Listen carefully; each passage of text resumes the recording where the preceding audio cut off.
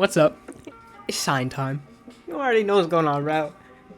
So, lately in my comment section, been seeing a lot of some comments about what ifs. Like, specifically JoJo what ifs. So, I saw some of your comments. I'm definitely going to be doing some of those.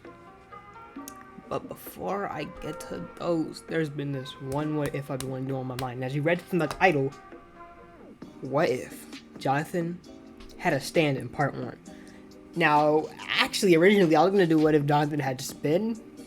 But I was like, yeah, you know what? I feel like I could make something more interesting for if he had a stand. So, without further ado, let's get into the scene. So, we start off with the night where Joestar meets Dario. The great accident where things really go wrong and it starts off the whole adventure. So nothing about that changes, except there actually, along with the mask, was a shard. Now this shard wasn't just like a piece of a rock or something. This was instead a piece of the stand arrow itself. And you'll see how this comes to play effect. I'm sure a lot of you probably already know how.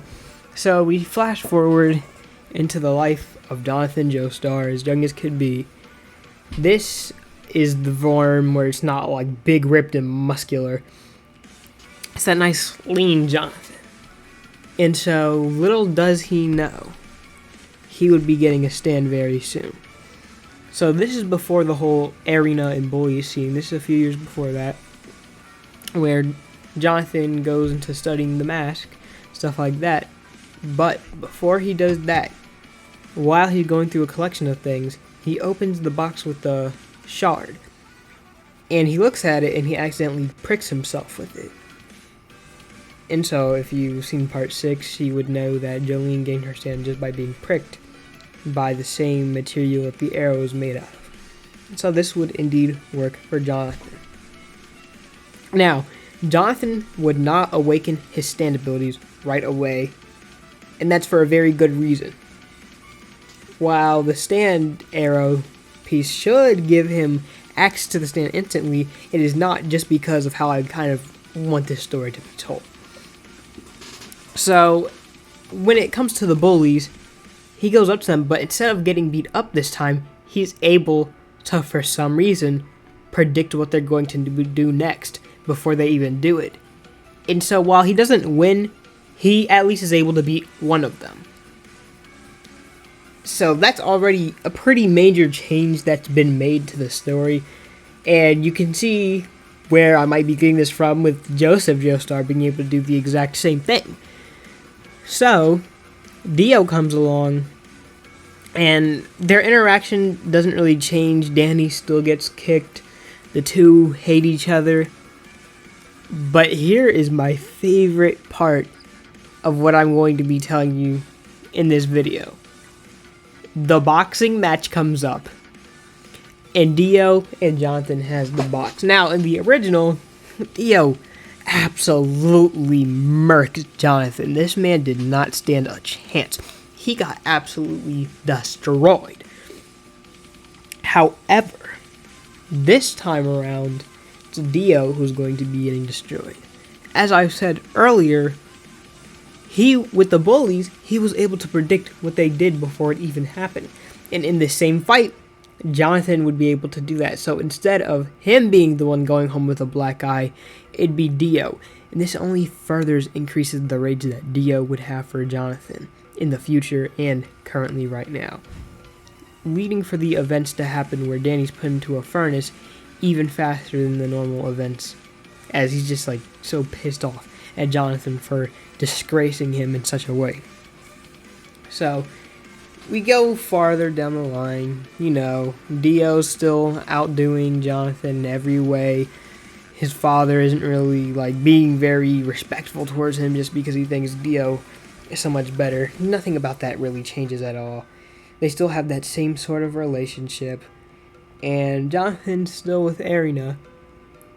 Except Dio, in the original, did mess up the relationship with Arena. That's not going to change, but it is going to be a little bit worse. as I said before, Dio did not take that loss so kindly. Killing Danny was not enough. He was absolutely pissed off. And if you remember in the original, he killed Danny after Johnathon beat his ass for messing with Arena. Well, Johnathon already beat his ass, so Danny's already dead. So Johnathon's even more down there, but Arena obviously was able to lift him back up. But Dio, this time, he went all in.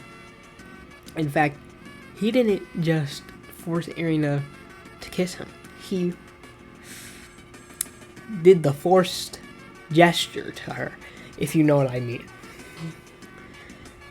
So, that really pissed off Johnathon. Johnathon almost beat this dude to death. Or, that's what would have happened if Dio hadn't stabbed him. In the original, in the fight, when Dio's getting beat up, he was about to take out a knife and stab Johnathon. However, this time, he is actually able to before George comes down to stop them. And with that, he has the stab. And luckily for Dio, he hears George coming down, and he's able to get off the scene quickly. So, with no seeming suspects, Dio's able to make up a story that somebody came in and stabbed Johnathon before he was able to do something. Now, you might be thinking, Johnathon probably would have been able to predict that this would happen, right? No, he wouldn't have. He was blinded by rage. He did not care about any of the predictions that his stand was giving him at all. And with that, I'm pretty sure that's where we'll end the pre-time skip. And so, with that, let's move on into the time skip. Okay, so we start in the next video. Oh, you guys really thought I was going to go into the pre-time skip of part 1 in the same video? You're joking. Okay, you have to be foolish to have thought that. Alright, part 1's pretty short. So, I don't really want to cover it all in one single video. I want to kind of, because it's not, and this is definitely a scenario that can continue on into other parts of JoJo. So, if you've watched this far into the video, why not, maybe share, subscribe, because, small channel, we're trying to get popping out here, so please, bro, it would mean the world to me, because that would put me out there more, it'd just be really nice to have that sort of thing going. And if you didn't notice already, this is the end of the video, so thank you for watching. I'm gonna roll the outro now.